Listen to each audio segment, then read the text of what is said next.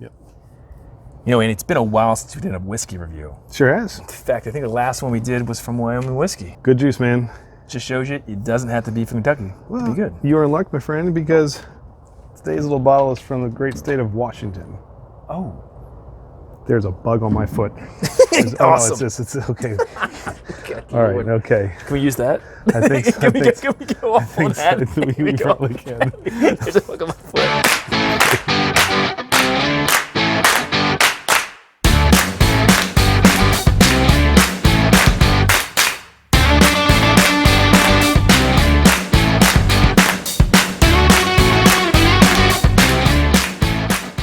All right, everybody, welcome back to 1090. I am Andy. This is Todd. We are back from our little social distancing break. Outside. We're outside now. Okay, so we're at the 1090 Tiki Bar, as we called it in our last video. That's right.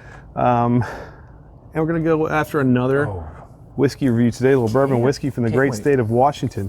So this is a fun one, Todd. Oh. All right. Woodinville Bourbon has been getting a lot of hype over the past few years. It's won some very prestigious awards in the craft distillery world.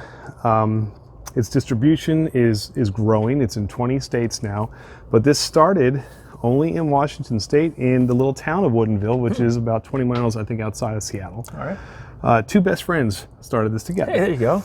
Kind of like us. Hey. Orlin Sorensen and Brett Carlisle, their two buddies, got together, and their goal was very simple. They wanted to create the best craft whiskey bourbon in the country, and that lofty goal. But you know, it's funny when we plugged in the beginning that we did Wyoming last.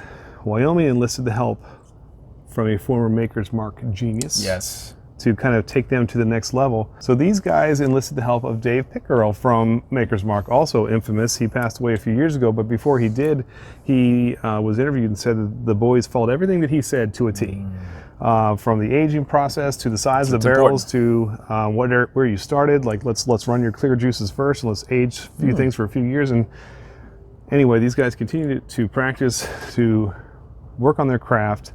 The buzz grew in the industry, and they've grown. Another thing that I didn't know, I read this today, they were actually bought out by Moët Hennessy, which has really helped get that distribution large. So like we said earlier, 20 states, and we're lucky in Maryland was one of those 20 states.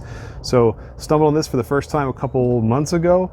And you enjoyed it, didn't you? We'll just say this is bottle number 2 because I really enjoyed it. But I thought you got to try this, man. This is good stuff. So let's get into it. Yeah. So take a look at it. Look at that nice, beautiful color to it. Nice caramel color. 70% corn, 22% rye. All right. Okay, the rest is all malted barley. Yeah, you read a little bit about the ingredients too. They're all locally sourced. Yes. Oh, it smells fantastic. This is a really nice nose. Yeah, the thing about me, I got when I was doing a little bit of research on it, is how and you can expand on this, but the way they do their barrels and basically sending it out to the Cascade Mountains for 18 months in all weather. So spring, winter, fall, all seasons to really help that barrel, I guess, open up a bit. So when they put that whiskey in there, it's ready to go, and how they charred as well. And so it is heavily charred, so it should impart some really nice, some good vanilla caramel kind of flavors. With the nose right now is already. See, this is, to me, it's kind of sweet. It is sweet on the nose. You know, and without having any wheat in it, you know, and I would expect more with the rye in it, a bit more of that spice note, but. I think you get a little bit of spice, but it is. Almost like this sounds crazy, but like a citrusy fruit type of. No, that's. You know what I'm saying? I don't know what fruit that would be, but it's very pleasant. It's certainly not heat on it to me. No, it's not. You get a little bit, almost like maybe a little bit like sweet. A little burnt sugar kind of. Like maybe that's what it is. But it has a real pretty nose. Well, beautiful nose. Let's taste this, huh? Well, cheers. Cheers, everybody.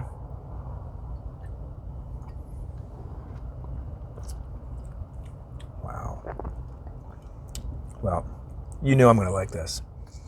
It's pretty sweet. It's different for you, though, because normally you really love those high wheaters. I do, but this is still sweet. To me, I'm getting... This is really tasty. A lot of, is it caramel or toffee? So you're getting the caramel. Even now, I'm not getting any fruit flavors in the palate.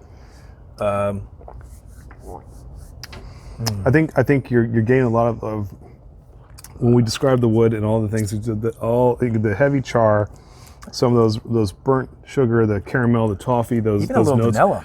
Yeah, you know? And then There's a little bit of spicy note on here too, where that rye I think is coming through just a little bit. It's not. I don't. Yeah. It's tasty. It's got a little bit of a bite to it. So what's the proof on this? this is 90 proof. Really? But I've had some higher proofs that are maybe a little bit smoother. So it's maybe a touch aggressive, but it's beautiful. I mean, this is an easy sipper. I mean, this is Really easy. delicious. Sipper. Yeah. It's really easy sipper. I think this would be a great intro bourbon for people out there that are starting to get into it as well. The price point on this is relatively modest. 30, 40 bucks for the bottle, correct? Yep. So, yeah. Really tasty.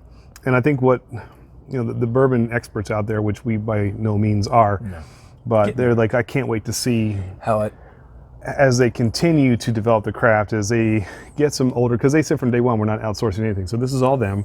This is pot-distilled, which is also a little more arduous and takes a little bit longer to do, but the results of all the labor comes together, and you can really, it does remind me a little bit of that Wyoming whiskey where you're kind of, we said we were tasting Wyoming in a bottle. This to me is like, I feel like I'm tasting Washington State in a bottle. It's a great find. It's beautiful. So I saw a review on this not too long ago, and I was like, okay, there's a lot of hype on this. Yeah.